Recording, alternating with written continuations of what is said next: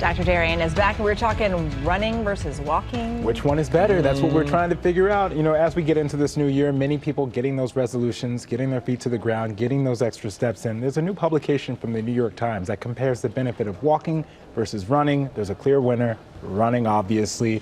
It's shown an increase in terms of the VO2 max, which is a measurement that scientists use to understand how good of an activity something is in terms of fitness for our body. How much oxygen does the body use?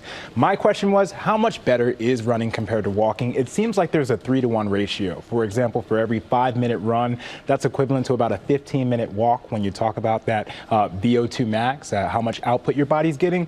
But in terms of longevity, decreasing your risk of death, it equates 30-minute walking or a 30-minute run to about a 90-minute walk if you want to decrease your risk of premature death. You want to live as long as possible, essentially. It's just a reminder that getting out there and moving in general is great, but if you can move a little bit faster, that's even better. So what if you don't like running? I mean, how do you get into it? Do you You're speaking to my soul. You speed walk. You're speaking to my soul. Knowing the difference between light walking and moderate walking is really important, I think. Light walking is when you can talk and sing and while you're walking. Moderate walking is when you can still talk, but you can't sing. This is for you, DeMarco, who likes to sing to us every 5 minutes.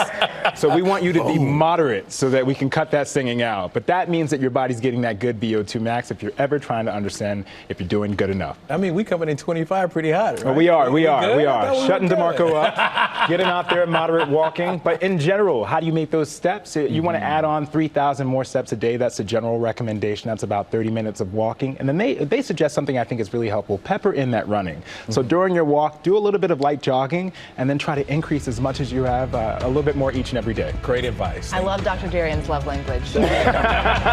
Tacky B.